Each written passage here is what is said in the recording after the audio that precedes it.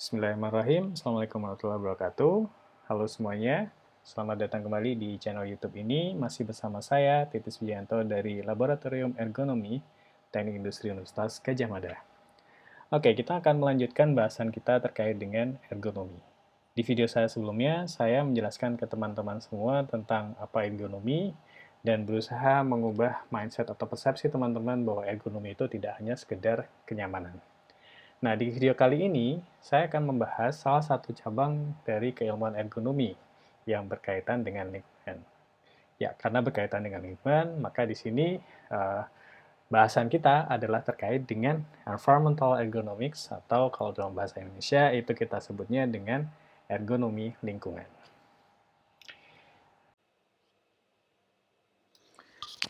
Oke, kita coba review sedikit video saya sebelumnya, di mana saya menggunakan gambar ini untuk menerjemahkan definisi dari ergonomi yang diformalkan oleh IEA atau International Ergonomic Association. Kita masih ingat bahwa ergonomi merupakan disiplin ilmu yang berfokus atau concern pada interaksi antara manusia dengan segala keterbatasannya dan kemampuannya, baik secara fisik, fisiologi, ataupun psikologi, dengan elemen-elemen yang ada di dalam sistem. Elemen-elemen ini bisa berupa teknologi, mesin ataupun komputer, produk, kemudian tugas atau pekerjaan, dan juga lingkungan. Nah, ergonomi berusaha mengaplikasikan teori-teori yang terkait dengan kemampuan dan keterbatasan manusia, baik secara fisik, fisiologis, atau psikologi tadi, untuk mengoptimalkan performansi dari sistem dan human well-being. Nah, itu definisi ergonomi yang kita pahami. Nah, salah satu elemen yang ada di dalam sistem yang difokus kita kali ini itu adalah terkait dengan lingkungan fisik. Nah, karena fokus kita hari ini adalah terkait dengan ergonomi lingkungan. Jadi, fokus dari elemen yang ada dalam sistem adalah lingkungan fisik.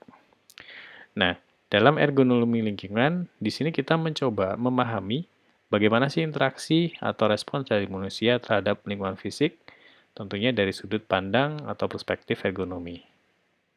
Nah, target dari environmental ergonomics atau ergonomi lingkungan ini ya sama seperti ergonomi pada umumnya, itu berusaha memaintain human well-being, terutama ketika berada di dalam situasi dengan adanya kondisi lingkungan fisik yang mungkin bisa dianggap ekstrim. Jadi tetap bisa termaintain human well-being-nya. Nah, lingkungan fisik yang saya maksudkan di sini tidak lain adalah berkaitan dengan climate, atau ini biasanya kita sebut dengan thermal environment, lingkungan thermal, kemudian noise, kebisingan, vibration, getaran, lighting, pencahayaan, dan sekarang mungkin ada teknologi LED, lighting emitting diode, di mana itu yang salah satu challenge bagi kita sekarang terkait dengan lighting environment, dan juga kaitannya dengan pressure atau tekanan udara.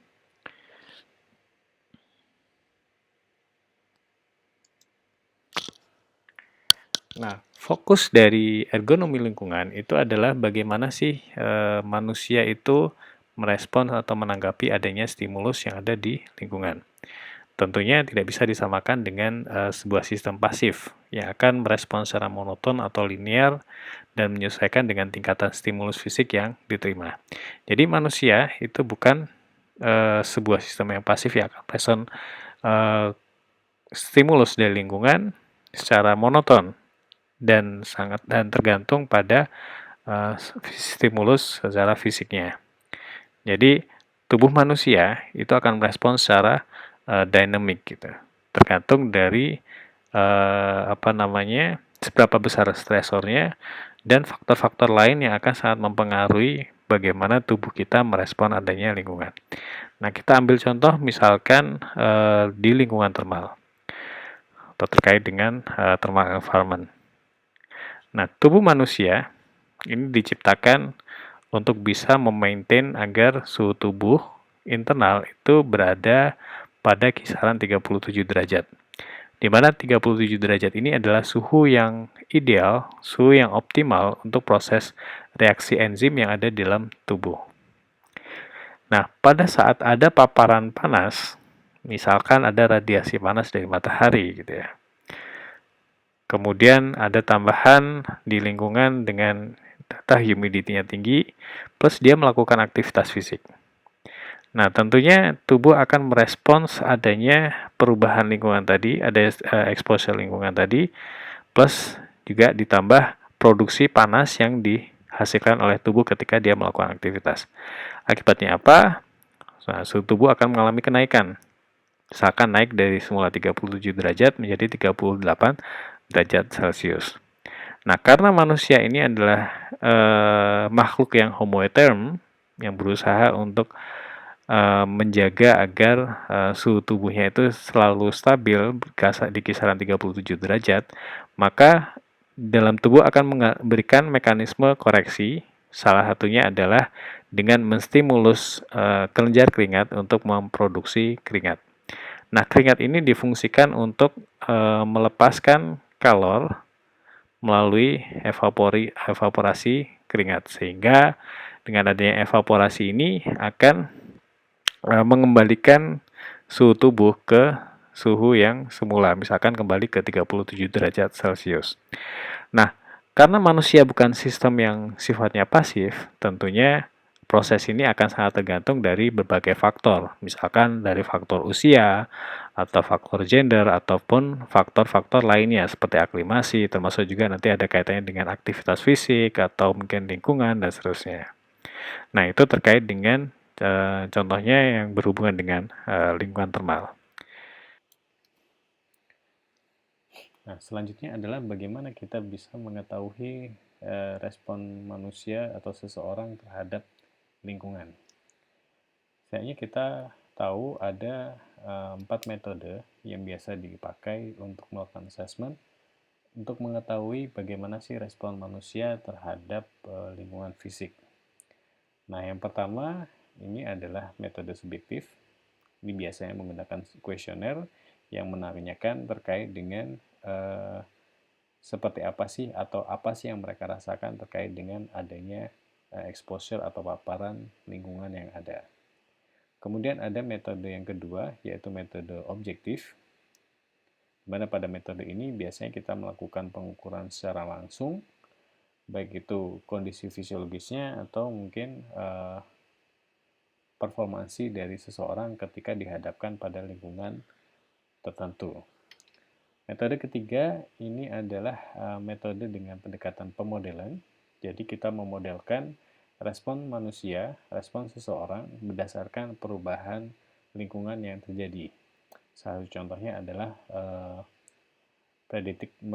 predicted mean vote atau PMV yang biasa digunakan untuk mengukur seberapa besar sih kenyamanan termal yang dialami atau yang dirasakan oleh seseorang ketika ada kombinasi lingkungan atau kombinasi air temperature, humidity, radiant temperature, dan air velocity.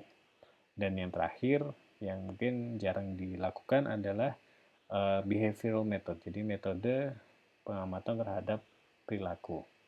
Kita akan mencoba membahas satu persatu metode yang biasa digunakan untuk melakukan assessment terkait dengan respon manusia terhadap lingkungan.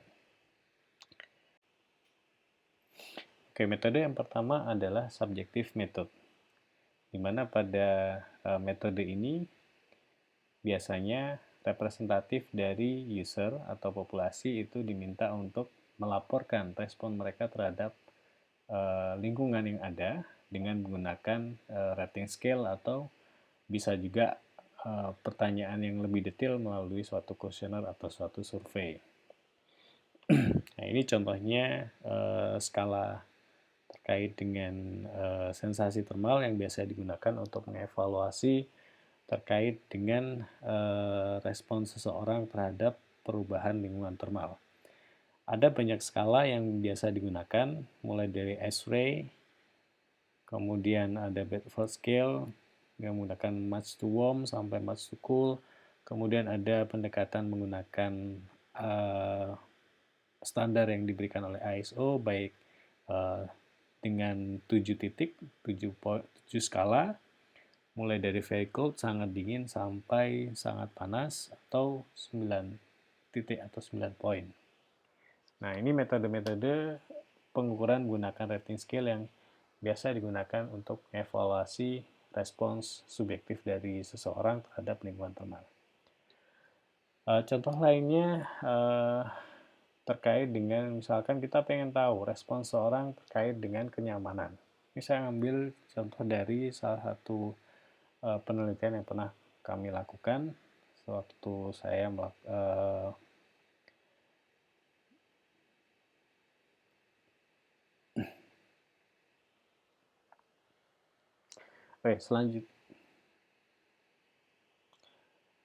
selanjutnya adalah saya ingin menunjukkan seperti apa sih subjective method dengan detail response dengan menggunakan kuesioner. Ini salah satu penelitian yang pernah saya lakukan bersama dengan profesor saya dan beberapa kolega di Case University, di mana di situ kami melakukan penelitian untuk melihat kira-kira thermal sensation description mana sih, atau deskripsi thermal sensation mana sih yang bisa merepresentasikan respons seseorang ketika mengatakan bahwa lingkungan thermal mereka nyaman gitu ya. Jadi di sini kami melakukan survei terhadap 3 populasi. Jadi di Inggris sebagai validator karena di sini ada 39 orang, kemudian orang Jepang dan orang Indonesia. Nah, jadi tiap orang atau tiap responden itu diminta untuk mengisikan kira-kira thermal deskriptor mana sih yang bisa merepresentasikan kondisi thermal yang nyaman bagi mereka. Nah, hasilnya ternyata cukup berbeda signifikan ketika dibandingkan antara orang Jepang dan orang Indonesia, di mana orang Indonesia ini ternyata hampir 90% mengatakan kondisi yang cool, dingin ataupun slightly cool, sejuk ini dianggap thermally comfortable.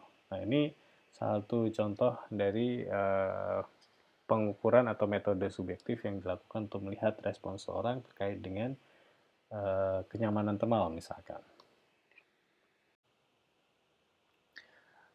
Metode berikutnya ini adalah metode objektif, di mana dalam metode ini respons dari manusia itu diukur secara langsung dengan menggunakan alat atau instrumen. Misal kita ingin melihat pengaruh dari kondisi lingkungan thermal, misalkan, maka respon tubuh itu diukur dari body temperature-nya menggunakan sensor-sensor temperatur yang dipasangkan di tubuh manusia, misalkan.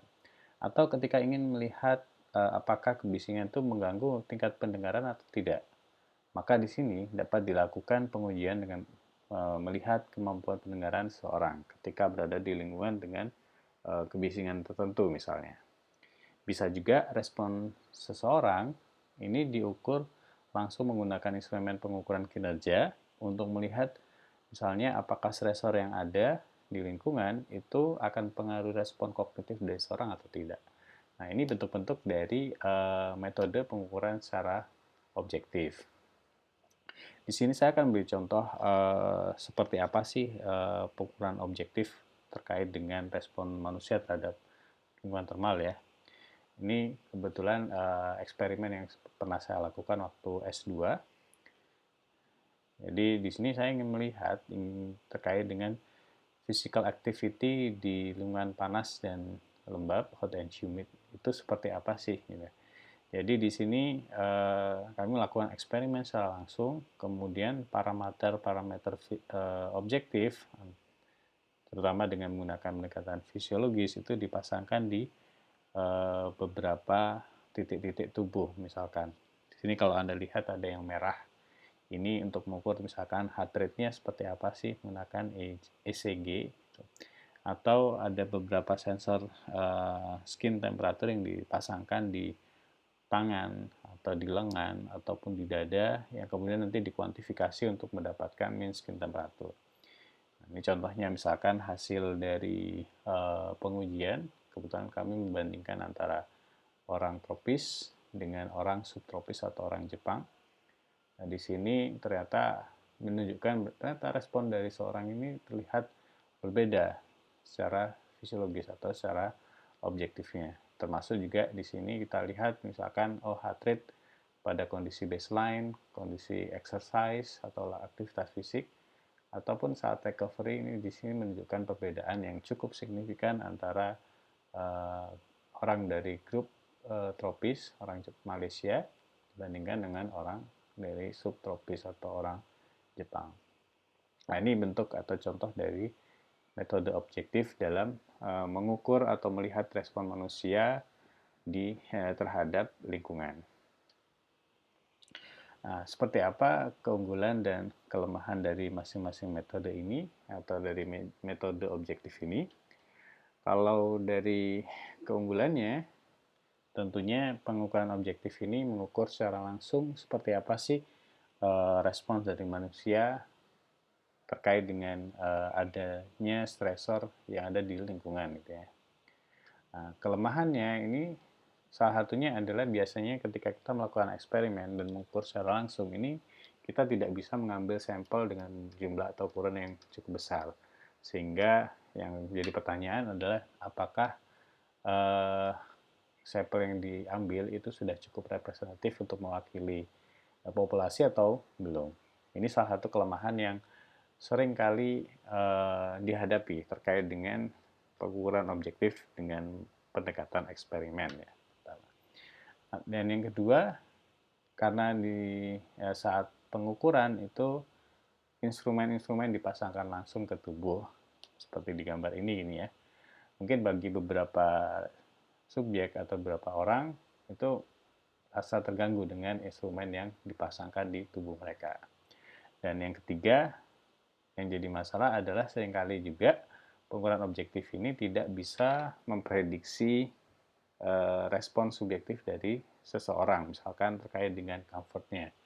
Dalam kondisi misalkan temperaturnya naik gitu ya, tapi hal tersebut belum tentu menunjukkan bahwa si subjek atau orang tersebut itu merasa uncomfortable, tidak nyaman misalkan. Nah, ini 3 kelemahan dari metode objektif. Metode subjektif ini tentunya memiliki keunggulan dan kelemahan. Kita coba lihat satu persatu keunggulan dan kelemahan dari metode subjektif ini. Yang pertama, keunggulannya ini mudah dilakukan karena cukup menggunakan kuesioner atau rating scale. Di situ kita bisa mengetahui respons seseorang terkait dengan perubahan lingkungan. Kemudian yang kedua, ini cocok untuk digunakan dalam melakukan assessment terkait dengan respons psikologis.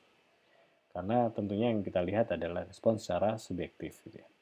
Dan ketiga, ini akan bermanfaat atau berguna ketika faktor yang berkontribusi atau contributing factors dari suatu respon itu tidak diketahui. Maka di situ akan lebih mudah ketika misalkan kita menggunakan subjective response untuk menganalisis atau melihat respons seorang terhadap lingkungan.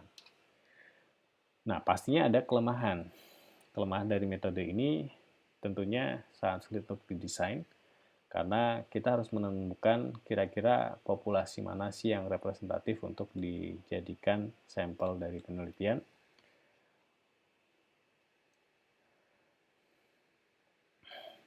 Kemudian metode ini juga memiliki methodological bias.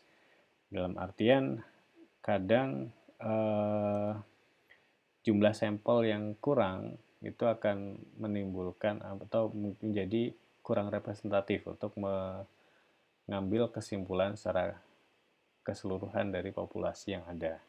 Jadi dari sisi metodologi itu ada biasnya, terutama nanti kaitannya dengan sampel size-nya. Apakah itu cukup representatif untuk satu populasi atau tidak. Dan yang ketiga, akan atau kurang pas, inappropriate, kalau misalkan kita ingin melakukan assessment atau melihat efek dari lingkungan tersebut terhadap kesehatan misalkan. Karena seringkali yang terjadi adalah what people say is not similar to what people do. Apa yang dikatakan oleh seorang itu mungkin tidak sama dengan apa yang mereka rasakan. Itu seringkali seperti ini. Karena salah satu kelemahan survei, ini kaitannya dengan methodological bias adalah ini tadi. Terkait dengan what people say is not what people do. Ini untuk metode subjektif. Oke, metode ketiga ini adalah metode pemodelan atau modeling methods, di mana dalam metode ini respons manusia terhadap lingkungan itu diprediksi dengan menggunakan model, baik model empiris ataupun model rasional.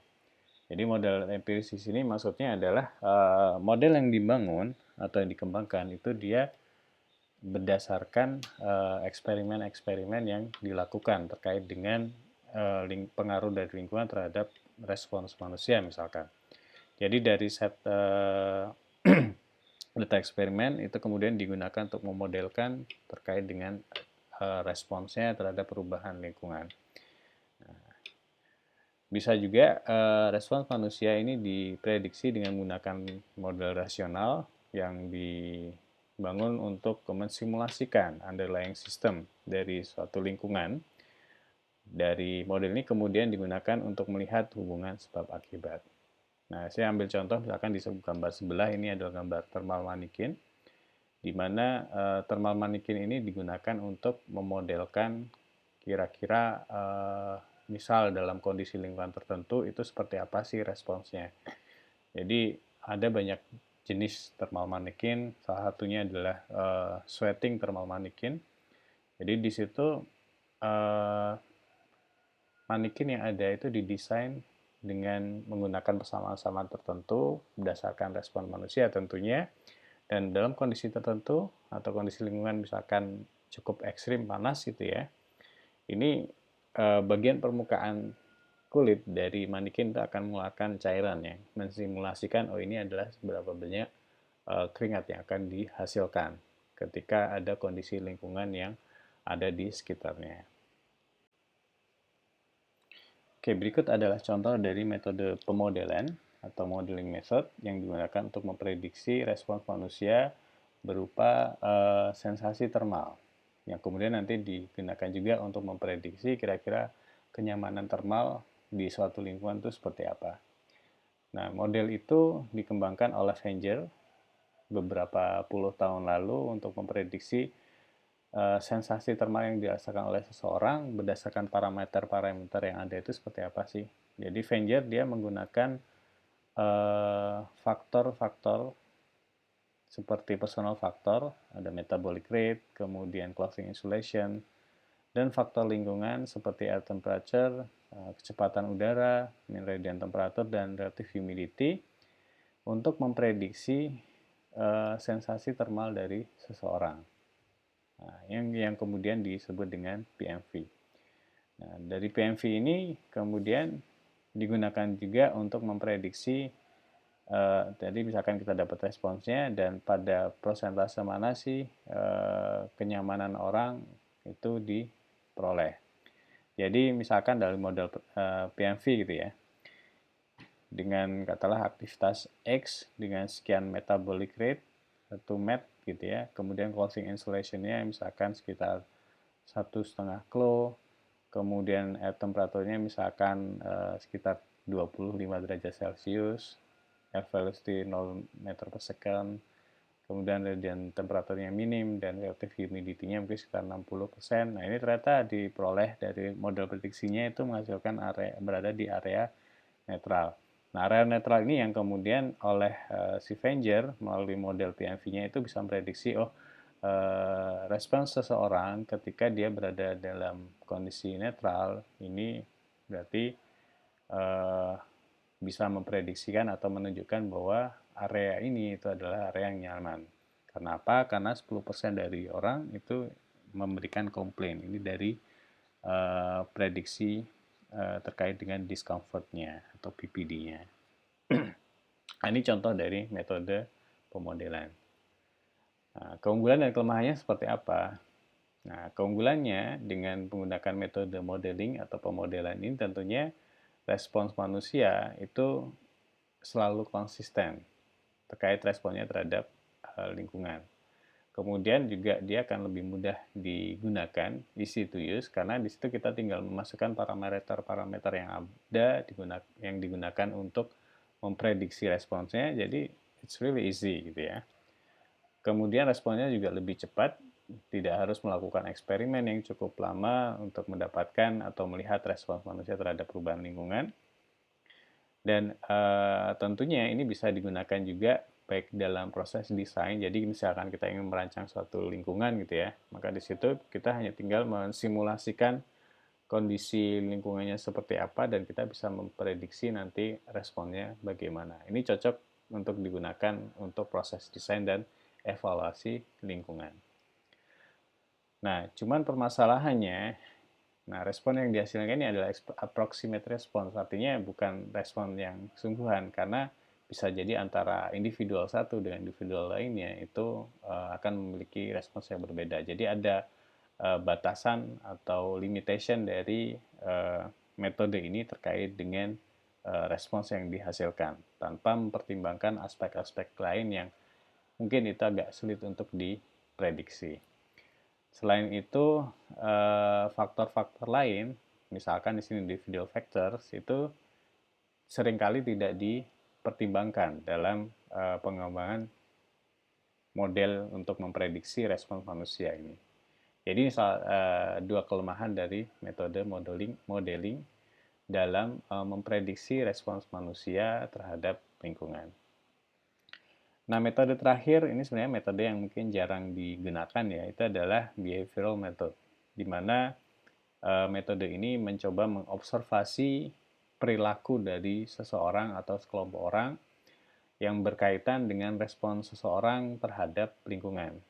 Contohnya misalkan mengubah posturnya atau bergerak atau mungkin mengipas-ngipas tubuhnya agar tidak terlalu panas, itu adalah bentuk dari behavioral method. Atau ketika misalkan kondisi lingkungan yang gelap, maka di situ orang akan menyalakan lampu. Nah, ini bentuk dari behavior yang diamati untuk melihat respons seseorang terhadap lingkungan itu seperti apa. Ini contohnya misalkan di lingkungan yang panas gitu ya, orang kan cenderung untuk mengkipaskan benda atau pakai kipas gitu ya untuk memberikan ada aliran udara di sekitarnya sehingga dia merasa sejuk. Itu bentuk dari behavioral response-nya. Atau bisa juga dalam lingkungan yang cukup bising, noisy environment gitu ya. Mungkin orang akan bisa dia menggunakan earplug atau menutup telinganya untuk menghindari adanya noise di lingkungan. Nah, ini bentuk behavioral atau perilaku yang bisa diamati terkait dengan respons orang terhadap lingkungan. Nah, apa keunggulan dan kelemahan dari metode perilaku ini?